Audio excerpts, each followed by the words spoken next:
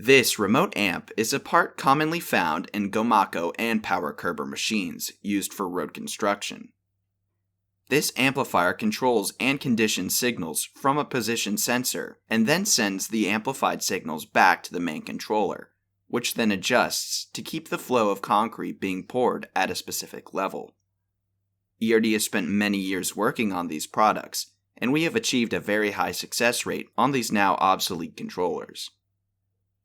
So, if you're performing maintenance on any old Power Curber and Gomaco systems, please remember ERD as a source for all necessary electronic repairs on those systems.